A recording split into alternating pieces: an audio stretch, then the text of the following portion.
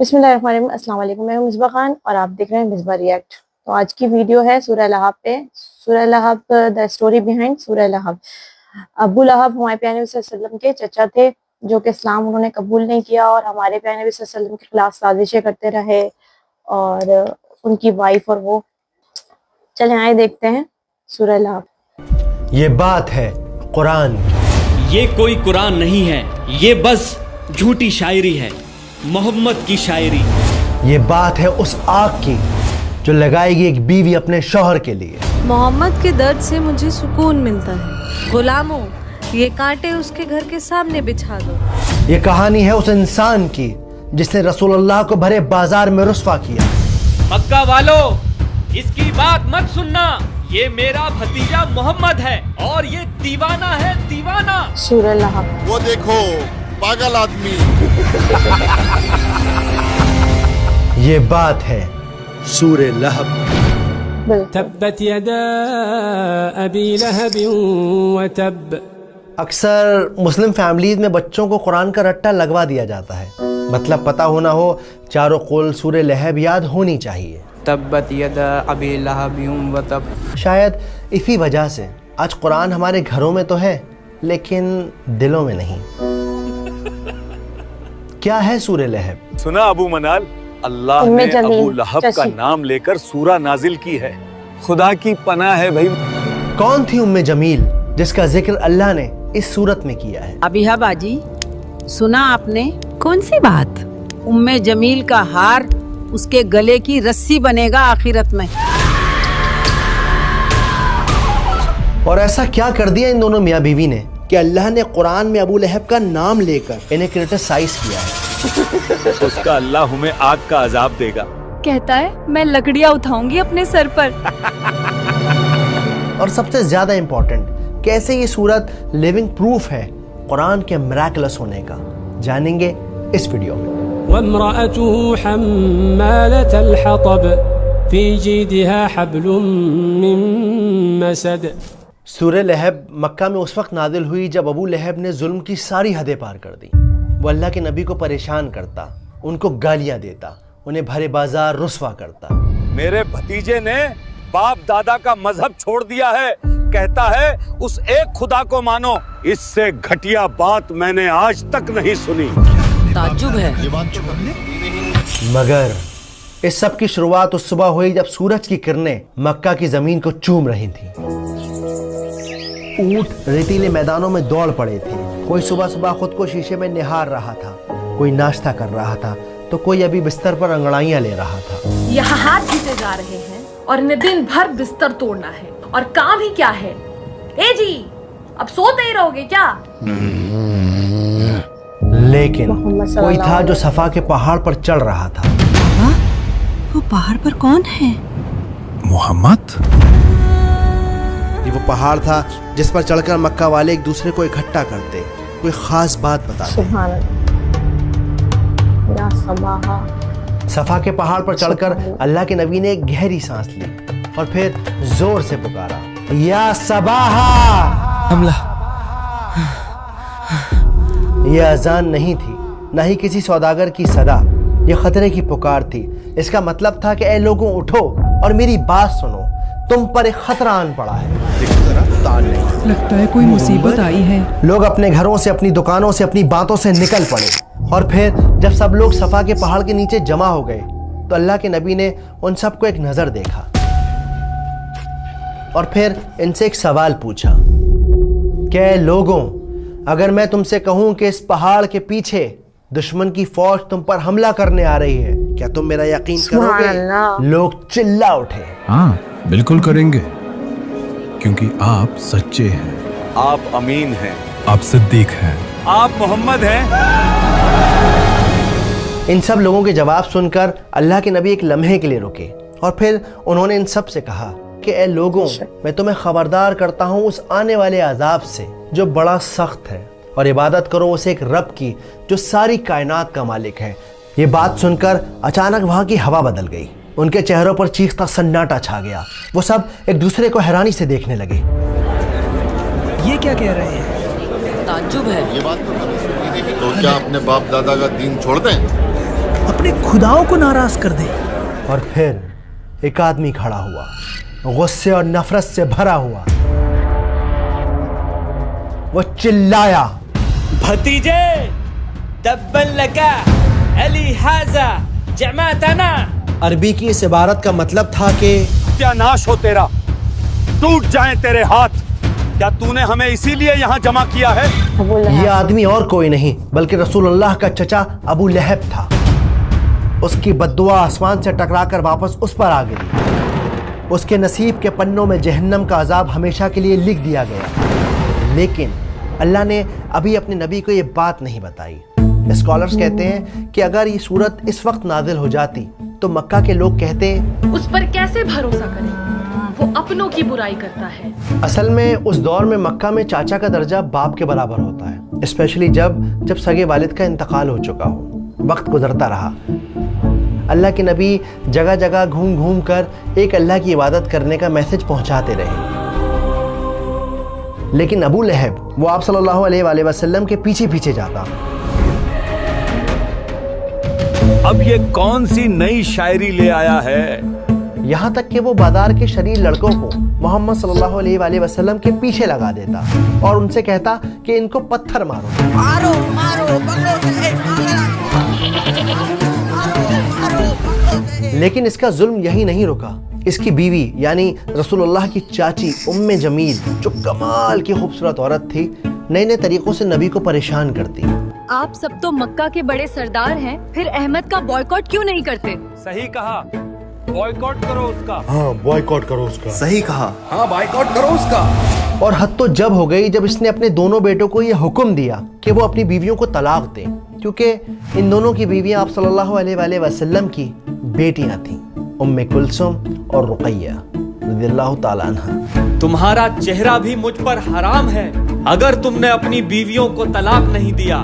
बाबा, हम आज ही उन्हें तलाक देते हैं। दिन शाम में ढल गए, शामें रातों में ढल गईं, लेकिन अबू लहब के जुल्म में कोई कमी ना आई। अरे मक्का वालों, मेरे भतीजा दीवाना हो गया है, दीवाना।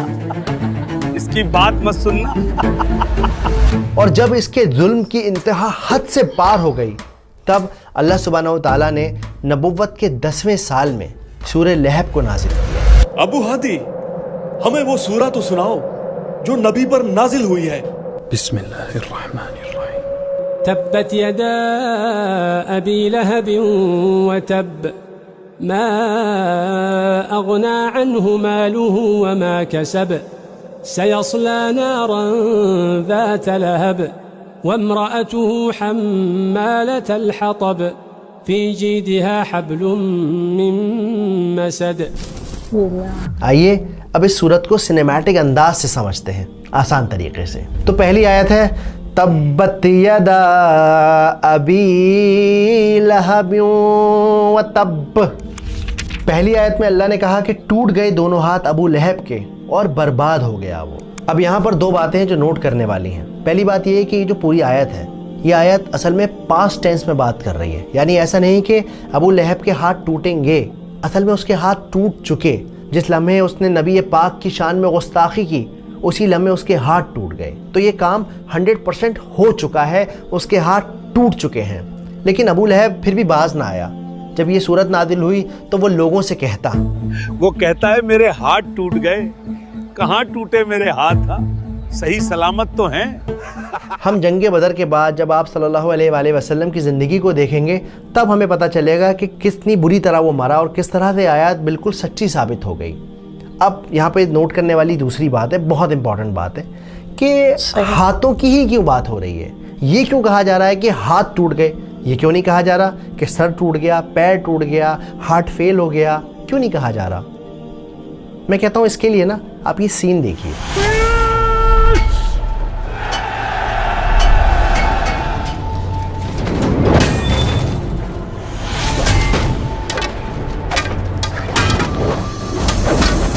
चलिए इस सीन को एक बार फिर से देखते हैं। इस सीन में आपने नोटिस किया होगा कि कैसे एक सिपाही ने, एक फाइटर ने अपने हाथ में एक तलवार ली हुई है और दूसरे हाथ में खुद को बचाने के लिए उसके पास शील्ड है, एक ढाल है। तो अगर किसी इंसान के दोनों हाथ टूट जाएंगे तो क्या होगा? ना तो वो वार कर सकेगा और ना ही अपना बचाव कर सकेगा। تو پھر ان دی اینڈ آپ برباد ہو جاؤ گے, ختم ہو جاؤ گے, اور اگلا حملہ پھر آپ ہی کے اوپر ہوگا. بالکل اسی طرح ہم ابو لہب کی زندگی میں دیکھتے ہیں, اس کا مال, اس کے بیٹے, اس کے کنیکشن, اس کے تعلقات, اس کی پاور, سب کے سب برباد ہو گئے, کوئی بھی اس کے کام نہیں آیا. اور ہم آگے جا کے دیکھتے ہیں کہ جب وہ مرا تو اتنی بری موت مرا, اتنی بری موت مرا کہ کوئی اسے چھونے والا نہیں تھا, کوئی دفنانے والا نہیں تھا.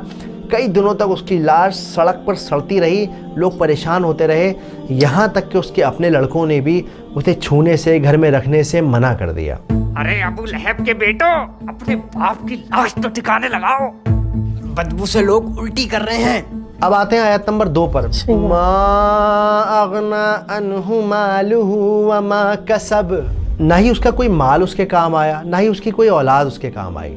اصل میں یہ آیت جواب ہے اس بات کا جو ابو لہب اکثر لوگوں سے کہا کرتا تھا, اگر وہ سچا ہے دے دوں گا مال و دولت اللہ کو اور بچا لوں گا خود کو جہنم سے.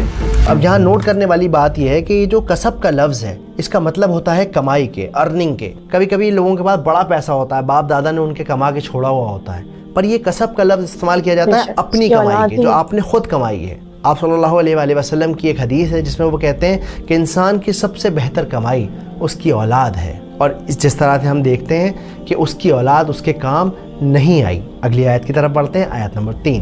سَيَصْلَىٰ نَارًا ذَاتَ لَهَبٍ, کہ ابو لہب جہنم کی آگ میں جلایا جائے گا جو بھڑک رہی ہوگی, شعلے والی آگ ہوگی. اب ہم بڑھتے ہیں چوتھی آیت کی طرف جو ہے وَامْرَأَتُهُ حَمَّالَةَ الْحَطَبِ, اور اس آیت کا مطلب ہے کہ اس کی بیوی اپنے سر پر ایندھن اٹھائی ہوگی. ایندھن کیا کہ وہ لکڑیاں ڈھو رہی ہوگی جہنم کے اندر. اس کا کام یہ ہوگا کہ جلنا تو ہے ہی ہے, اور ساتھ میں آپ کو جانا ہے, اس کو جانا ہے, اور جا کر یہ لکڑیاں لے کر آئے گی اور اس آگ کے اندر لکڑیاں ڈالے گی. تو جب ہم آگ میں لکڑیاں ڈالتے ہیں تو کیا ہوتا ہے, آگ اور تیز ہوتی ہے, تو اپنی آگ یہ خود بخود جلائے گی. لیکن یہاں مزے کی بات یہ ہے کہ اللہ تعالیٰ یہ بھی کہہ سکتے تھے کہ وہ جہنم میں جلے گی, وہ جہنم کا عذاب زندگی بھر جھیلتی رہے گی. یہی کیوں کہا کہ وہ لکڑیاں لے کر کام کرتی تھی؟ دیکھیے یہاں سمجھنے کی بات یہ ہے کہ وہ اپنی زندگی میں کیا کرتی تھی. آپ فکر نہ کریں, اب جو میں کہتی ہوں وہ کرتے جائیں بس. تو وہ اس دنیا میں اپنے ہسبینڈ کی نفرت کو فیول کرتی تھی, اس آگ کو بڑھانے میں اس کا ساتھ دیتی تھی. اسی وجہ سے اللہ سبحانہ و تعالیٰ نے آخرت میں اس کا عذاب یہ رکھا ہے کہ جاؤ, جا کے لکڑیاں اٹھا کے لے کے آؤ, ڈھو اپنے سر پہ اور اپنی آگ کو خود بھڑکاؤ. اب یہاں پہ ایک اور ضروری بات ہے, بہت ہی امپورٹنٹ بات ہے. جب بھی آپ نماز میں سورت کو ریسائٹ کریں تو ایسا نہیں کہ آپ گئے وَامْرَأَتُهُ حَمَّالَةَ الْحَطَبِ, نہ. ہمہ ایک پاورفل لفظ ہے, بہت ہی زیادہ اس کے اندر اثر ہے, ویٹ ہے, تو آپ جب بھی پڑھیں گے آپ کو اس پہ زور دینا ہے. وَامْرَأَتُهُ حَمَّالَةَ الْحَطَبِ. آیت نمبر 5 کی طرف بڑھتے ہیں جو ہے فِي جِيدِهَا حَبْلٌ مِّن مَّسَدٍ, اور اس کے گلے میں مونج کی رسی ہوگی, یعنی ناریل کی چھال والی رسی ہوگی.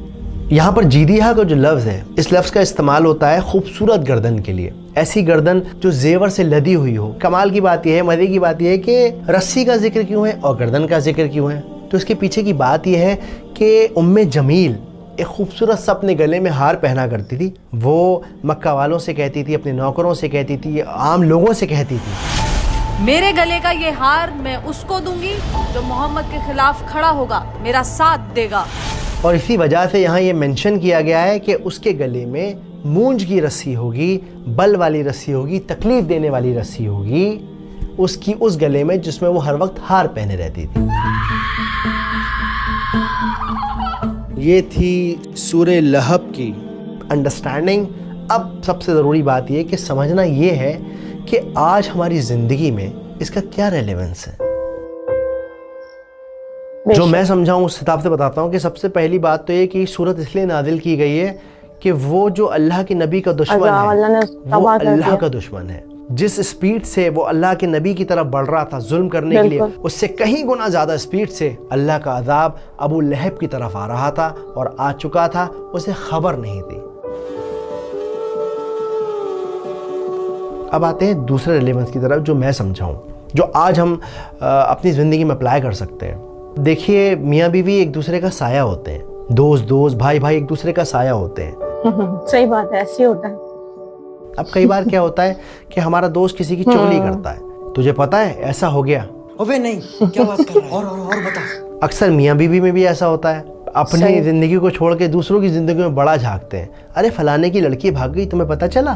तो अब ये जो वाइफ है या जो हस्बैंड है, इसे क्या चाहिए? उसे गाइड करे, अरे यार ऐसा नहीं करो। लेकिन हम लोग क्या करते हैं, खाली भागी है, अपनी माँ का जेवर तक ले गई है, उस बात में और लुकमा लगा देते हैं, उसको और फ्यूल करते हैं। तो याद रखिए कि जब आप बुराई का साथ देते हो ना, तो जो काम बुरा करने वाले का है वही अंजाम उस बुराई को इनिशिएट करने वाले का है, बढ़ावा देने वाले का है, आइडिया देने वाले का है। उम्मीद करता हूँ कि बात समझ आई होगी, वीडियो पसंद आई होगी। इसके अलावा आपसे एक गुजारिश है, एक इल्तिजा है, एक रिक्वेस्ट। तो आपने देखा सूरह लहब हमारे प्यारे नबी सल्लल्लाहु अलैहि वसल्लम के चाचा पे उतरी थी, जो बहुत जालिम इंसान था। हमारे प्यारे नबी सल्लल्लाहु अलैहि वसल्लम पे जुल्म किया उन्होंने, और वो चाहता ही नहीं था कि इस्लाम फैले। हमारे प्यारे नबी सल्लल्लाहु अलैहि वसल्लम से नफरत करता था, उसकी वाइफ भी। तो अल्लाह ताला ने उसको कैसे तबाह और बर्बाद कर दिया, उसकी बीवी को भी और उसको भी, दोनों को। हालांकि हमारे प्यारे नबी सल्लल्लाहु अलैहि वसल्लम के चाचा था, वो चाहता तो वो मुसलमान हो जाता, इस्लाम ले आता, लेकिन वो नहीं मुसलमान हुआ, नहीं वो दीन की तरफ आया। तो अल्लाह ताला ने उसको तबाह और बर्बाद कर दिया, सूरह लहब उसके ऊपर उतार दी, उसको तबाह कर दिया, बर्बाद कर दिया। ऐसे ही होता है, हमारे प्यारे नबी सल्लल्लाहु अलैहि वसल्लम का जो भी दुश्मन होगा उसकी तो तबाही डन है, हकीकत है, उसकी तबाही तो होनी ही होनी है, बर्बाद होना है, दुनिया भी और आखिरत भी, दोनों इसकी बर्बाद हो जानी है। चलें, आपको अगर वीडियो अच्छी लगी हो और मेरा रिएक्शन समझ आया हो, अच्छा लगा हो, पसंद आया, तो वीडियो को ज़रूर लाइक कीजिएगा और मेरे चैनल को सब्सक्राइब कीजिएगा। इंशाल्लाह मिलेंगे नेक्स्ट वीडियो में एक और अच्छी वीडियो के साथ। अल्लाह हाफिज़।